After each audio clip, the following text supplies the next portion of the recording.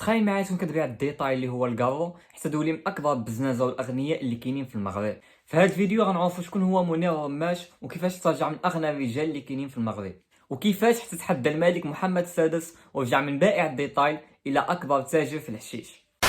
منير رماش تولد عام 1971 في الشمال، بالضبط في بليونش. خلق وسط اسره فقيره وبسبب الفقر ما قدرش يكمل قرايته وخرج من المدرسه باش يخدم ويعاون عائلته. منير فاش خرج من المدرسه طلع عند تطوان باش يقلب على خدمه، ولكن عيا ما يقلب والو ما لقاش. نهار على نهار كيفتش على الخدمه ولكن والو ما لقاش. عيا ما يفكر هو يقرر انه يبيع الديتاي اللي هو الكارو. صافي بدا كيبيع ومع الوقت شاف داكشي والو، كيشري باكيه ديال الكارو ب 25 درهم كيبيع فيها 2 دراهم او 3 دراهم.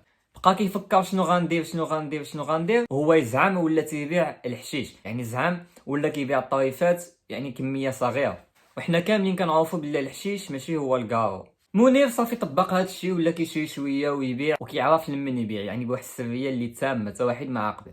ومع الوقت بان ليه داك الشيء كيدخل الفلوس ديالو بصح، وهو يعاود يزعم ولا كيشري كميه كبيره وكيفرقها على الناس خدامين معاه، يعني بدا كيكون واحد العصابه ديالو اللي كيتاجر فيها المخدرات. وحتى رجع من اغنى الرجال اللي كاينين في المغرب، ولا عنده المشاريع ديالو ولا عنده الطوموبيلات العقارات، لدرجه انه اعتق مدينه تطوان الناحيه ديال الاقتصاد. ولاو الدراري بزاف خدامين معاه، بين قوسين ماشي خدامين معاه في الحشيش وانما في المشاريع اللي ولاو عنده والعقارات، يعني اعتق مدينه تطوان الناحيه ديال الاقتصاد. ولات اسمه معروفه في الشمال كامل، كلشي كيعرف منير رماش، ولكن ما كانوش كيعرفوه على انه كيبيع الحشيش، كانوا كيعرفوه على انه من اغنى الاغنياء اللي كاينين في المغرب وانه عنده بزاف ديال المشاريع واللعيبات. كاينين بزاف ديال البزنازه اللي كاينين في المغرب ما وصلوش لهذا الشيء اللي وصل له منير رماش. علاش؟ حيت منير رماش كما كانوا كيقولوا انه كيهرب الحشيش لاوروبا، يعني شاري الطريق في البحر وكيهرب لبرا. وحنا كنعرفوا بلي الحشيش في اوروبا ماشي هو الثمن ديالو في المغرب، يعني مضوبل في شي 2 أو 3 ديال المرات. منير فاش ولات عنده هاد الثروه كامله وهاد الغنى طلع في السما ولا حاسس في راسو هو كلشي،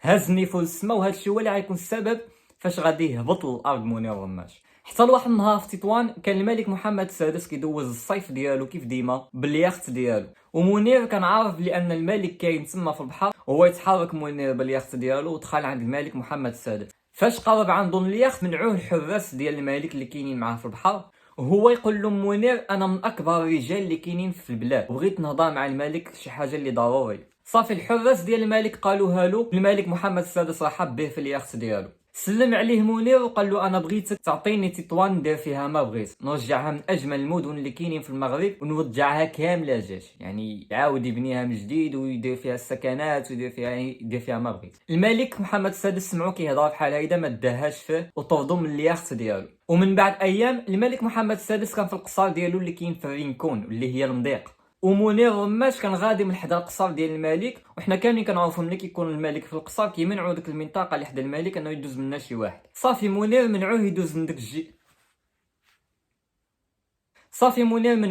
ديك الجهه وهو يحس بحال الحقره، يعني ما عجبوش الحال. ومن قوه الفلوس اللي رجعوا عنده وخلاوه متكبر، جبد الفردي ديالو وخلى في 2 ديال الحراس ديال الملك، واحد مات وواحد بقى حي. معاهما كانوا قرابين من القصر. الملك سمع الصوت ديال السلاح وبغى يعرف اش واقع، صيفط شي واحدين باش يجيبوا ليه الاخبار على القضيه فيها الملك. منير رماش دواه دغيا وما عطلوش، ما بقى لا من كبار الاغنياء ولا والو، وحكموا عليه ب 25 عام ديال الحبس، ولحد الان راه باقي في الحبس منير. بزاف منكم يقولوا لي علاش منير رماش كان من اكبر تجار المخدرات والبوليس ما قدروش يشدوه. منير رماش كما كانوا كيقولوا الناس اللي كانوا قرابين ليلو انه منير كان كيخدم مع الناس اللي بلايصتهم عاليين، يعني مع شي واحدين اللي غيكونوا مسؤولين. هذه هي قصه ديال منير رماش، كنتمنى تعجبكم، ما تنساوش من واحد لايك وابوني.